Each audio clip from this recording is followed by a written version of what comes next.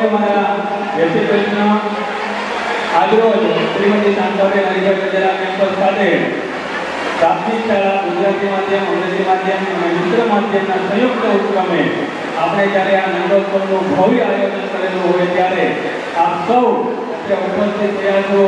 સાથે સાથે આ કુદરતે પણ એવો માહોલ અત્યારે જુઓ તમે આજુબાજુમાં કે જ્યારે કૃષ્ણ ભગવાનનો જન્મ થયો હતો ત્યારે જે માહોલ હતો કે એટલો બધો વરસાદ હતો અને એક ક્ષણ અત્યારે આપણી વચ્ચે થઈ છે।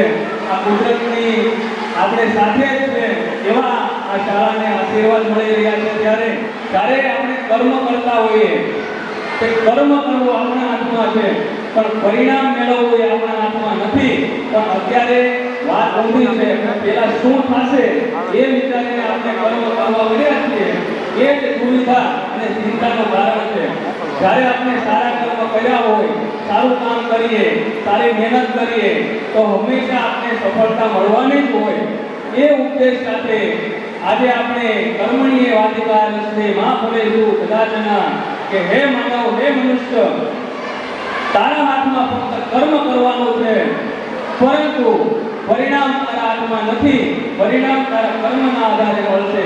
એવા ઉદ્દેશ સાથે દરેક વિદ્યાર્થીઓને આજની આ નંદોત્સવ કાર્યક્રમની શુભકામનાઓ પાઠવીએ છીએ।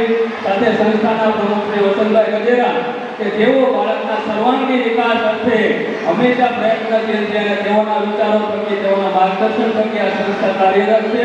ત્યારે આપ સૌ બાળકો જે રાધા કૃષ્ણ અને યશોદા માતા બની અને અત્રે ઉપસ્થિત છે એઓનો ફરી આદર સાથે સત્કાર કરું છું અને આભાર વ્યક્ત કરું છું કે આપણે આવા જ કાર્યક્રમોમાં ખૂબ જ સારી રીતે વધુ સંખ્યામાં ભાગ લઈ અને સૌને પ્રેરણા મળે અને સાહસથી આગળ વધે એવી આશા સાથે સૌને જય શ્રી કૃષ્ણ। અને ફક્ત એક વાત એ કરું કે હમણાં જે આપણે નંબર આપીશું 1, 2 અને 3 પણ મારા માટે, આ સંસ્થા માટે અને મનસત તમામ મહાનુભાવો જે મહેમાનો છે એમના માટે જે પણ બાળક આ કાર્યક્રમમાં ભાગ લીધો છે એ તમામને અમે પહેલો નંબર જાહેર કરીએ છીએ। એકવાર જોરદાર તાળીઓ આ બાળકો માટે।